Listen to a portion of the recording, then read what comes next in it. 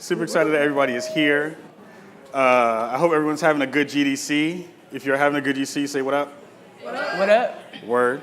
My first 10 minutes at GDC was me getting into a Lyft car and ripping my pants from my thigh to my behind.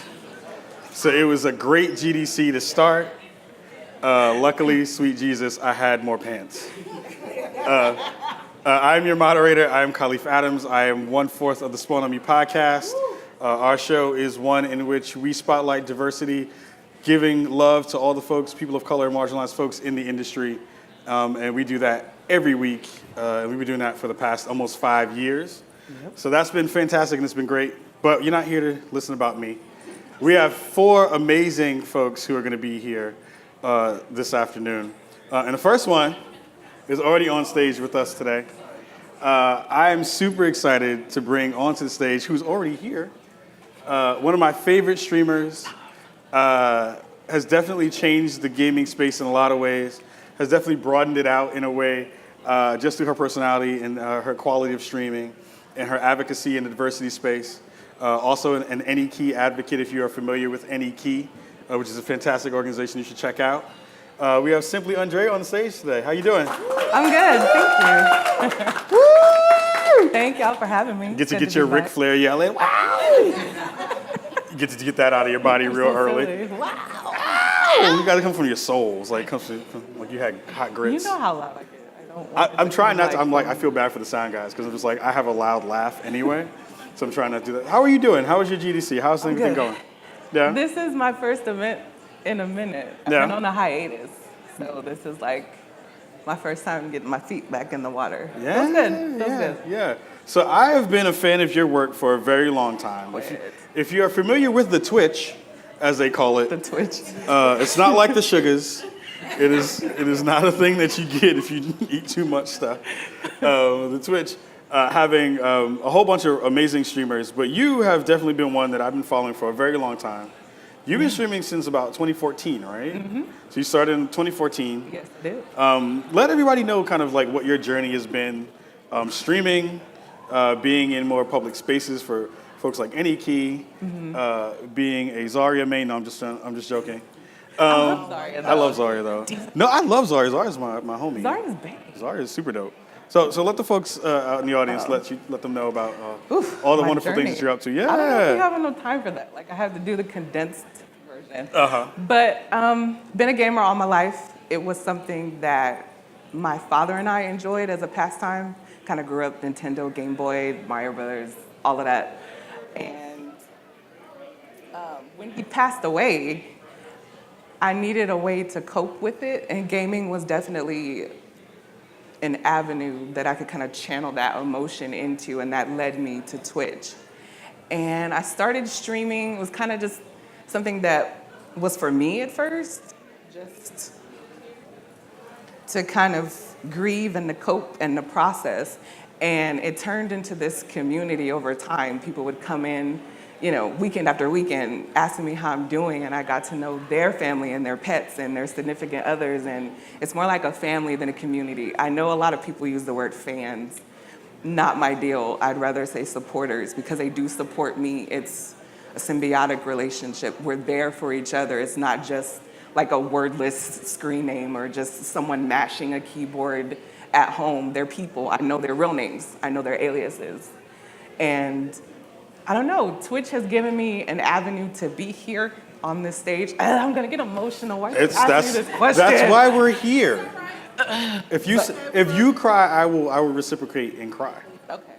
Mine'll be real bad though. Equal opportunity, ugly cry is what we're swap you up. It's probably my hair, and I gesticulate a lot, so I apologize for that. So it's too late. Okay. Don't get me started. But that's kind of been my journey in a nutshell. And being on Twitch led to me being a diversity advocate and realizing that I'm passionate about seeing diverse faces and voices in gaming, not just in front of the camera, but behind the camera. And that led to voice acting, and that led to opportunities like this. It led to panels. So I'm just really grateful to be here, and I'm grateful to be here in this space right now after a hiatus. And to come back and just have love and see familiar faces in the crowd is very humbling. One of the most universal things I love about you is that you talked about getting love from your community and having people who genuinely kind of appreciate what you do and show love in that way. What has it been like to grow a community? Because that's the thing that a lot of folks don't really understand is a full-time job in a lot of ways. You have to do social. You have to do, you got to put yourself out there depending upon, your actual personality too. There's a lot of folks who are big-time streamers who are the most introverted people that you've ever seen on the planet. So what's it been like to kind of grow a community in real time and then see that thing grow? When I first started on Twitch, well, I should actually say Justin TV, I would just watch. I would just observe how other streamers ran their chat rooms and how they interacted with their chat. And a lot of what I saw was just like, I want to do the opposite of that. So it's been person by person, soul by soul, every single individual leading to the next individual. I wish I could say it happened like a whole bunch of people just came into my chat. I have to be honest, it was like a trickle. But it was more organic that way because they would tell a friend or they'd tell their boyfriend or their girlfriend. Like I had these two people, they met and got engaged because they met in my Twitch chat. Really? And he was like, I met my girlfriend in your chat. And I'm like, no way. And he was so excited. And he was like, yeah, I'm moving down there. We're going to get engaged. And if you don't see me in a while, we got married and we're settling down. And like, I'm getting teary eyed because this is a person who was in my chat for a good smooth year and a half. Yeah. And the fact that he left my stream and then had to like think to come back and to tell me that, like, that just really like warmed my heart.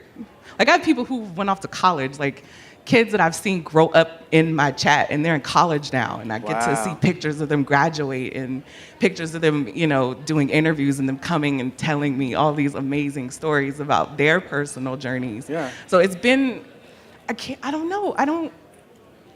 a community, but it feels more like family. Yeah. That makes sense? Yeah.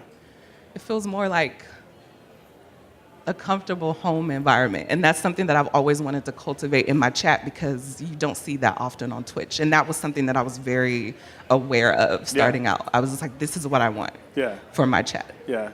I mean, and you can see it. I can see it anytime I go into your chat. It's a very different environment than a lot of the ways that we see in streamer spaces, right? So we have a lot of chats that wind up being toxic for whatever reasons that they maybe, people are being what they usually are, or people like specifically will kind of target folks of a different complexion.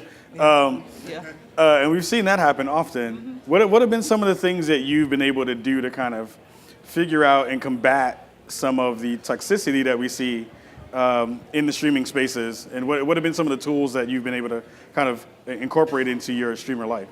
My mods are quick on the draw with that block finger. Like sometimes they just handle it. I don't even see it. It just, whatever comment it was, it just grayed out. And I have to go back later, like, wait, what did they say? And then it depends on my mood, how I address it. Some days I'll just be like, no tolerance, you gotta go, Instaban, permaban, bye.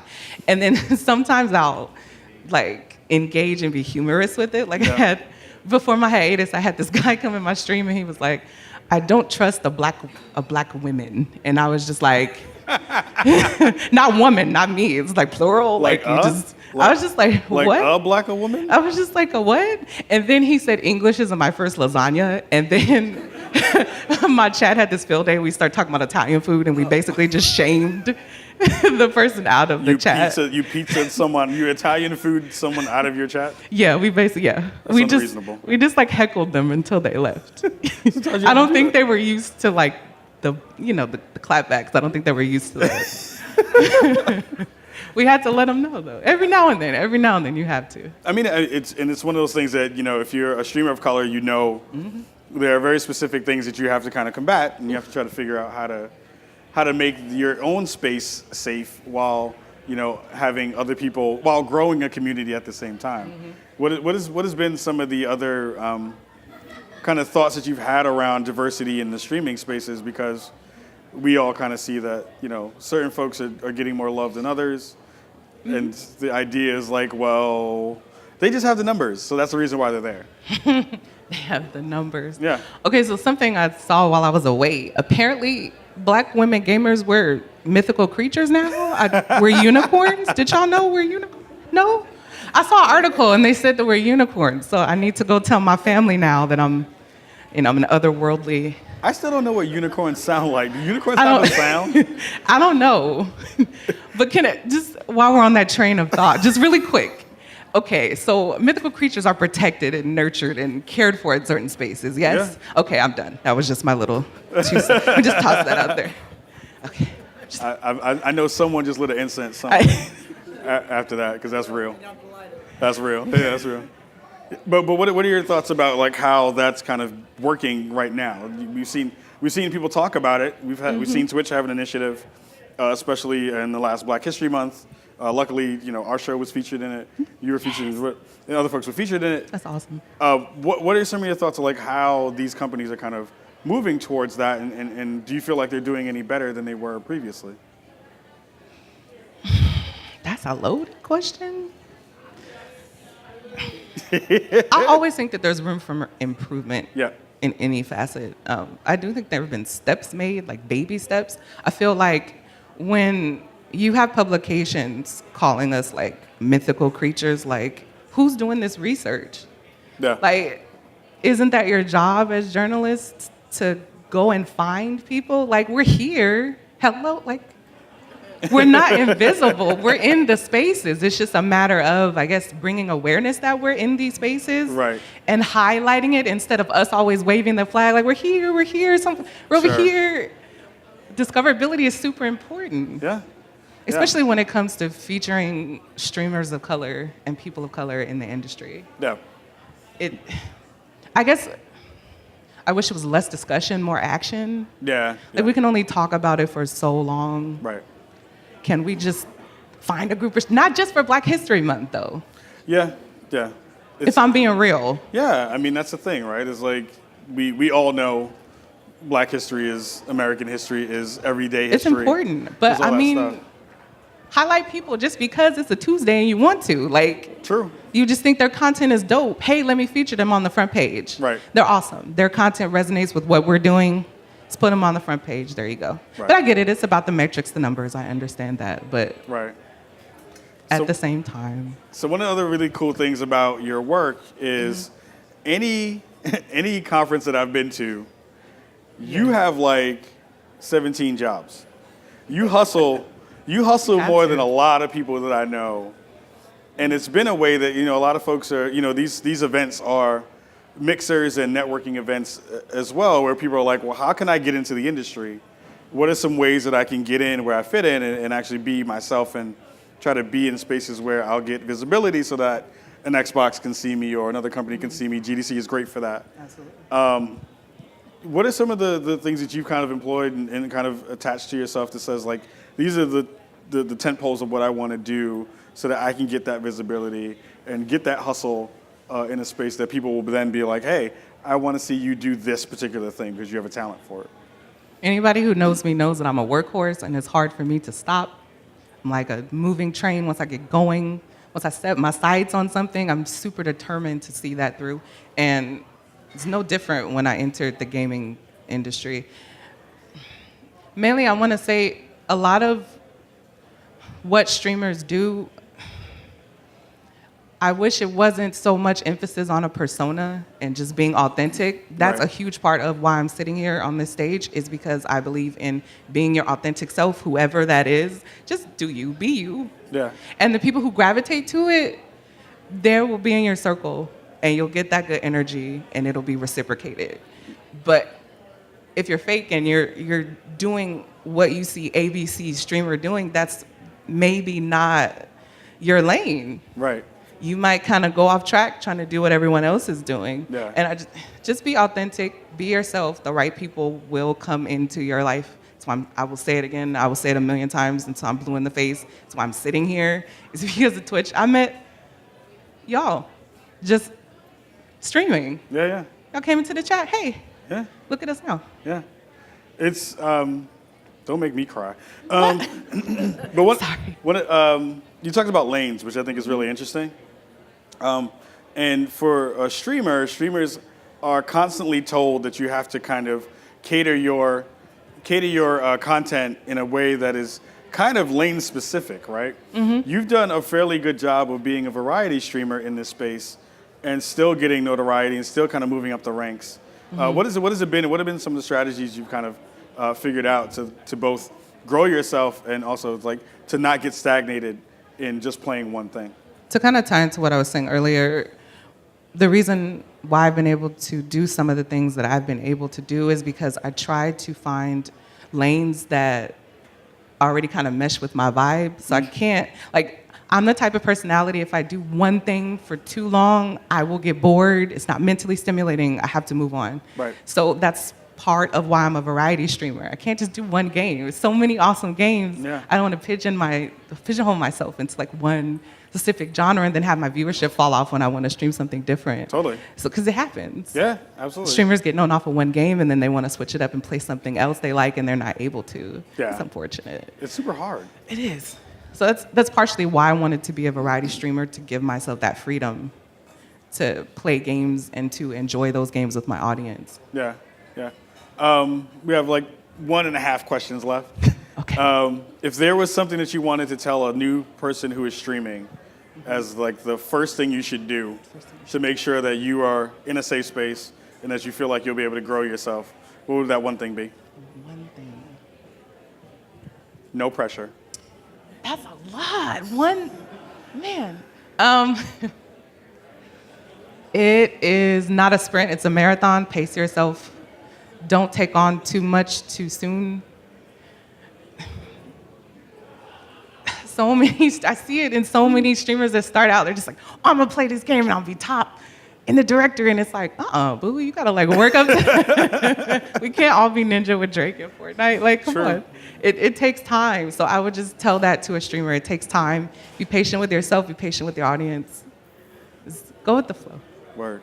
If you have the ability to pitch all your stuff, let everybody know where they can find you, where they can see all your work. All my work, you can hit up my website, simply Undrea, SimplyUndrea, Undrea, not Andrea, Undrea.com. I'm simply Undrea everywhere, Twitch, Twitter, Instagram, Facebook, all of that. I'm everywhere. You can find me.